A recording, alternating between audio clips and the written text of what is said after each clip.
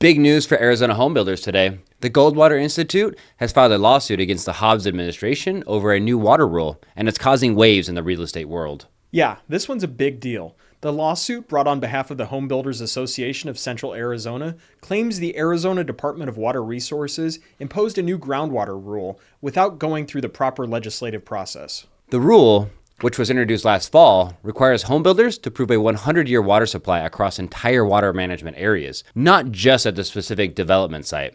That's a huge shift and could make it way harder to build new homes. And according to John Riches from the Goldwater Institute, this rule wasn't approved by lawmakers or put through a formal rulemaking process. So they're asking a judge to throw it out. Governor Hobbs' office is pushing back, though.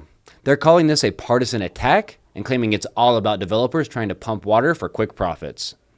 They even took a swipe at former Governor Doug Ducey, who had similar policies on unmet water demand, but didn't face this kind of backlash. Meanwhile, cities like Buckeye and Queen Creek, which aren't yet designated water providers, are scrambling.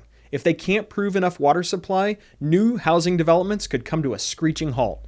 Less construction means fewer homes and higher prices. So much for solving Arizona's affordability crisis. Exactly. This is why we always say more regulation isn't always the answer. Arizona's housing market is already strained. If we can't build, prices will keep climbing, and affordability will be out of reach for more and more families. And let's not forget, homebuilders are the only ones required to replenish groundwater. Data centers, golf courses, nope. They get a free pass. This rule doesn't save the aquifer, it just stops homes from being built. So what's next?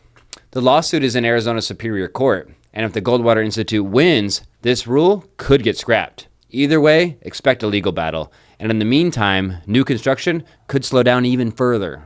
Which means fewer investment opportunities, fewer rentals, and less inventory to buy. If you're a real estate investor, you'll want to keep a close eye on this one. And hey, Corey McCloskey, if you're watching, what's the over-under on rain solving the problem? We know you have the inside scoop. Maybe we should finally ask Corey too, if I'm taller than you.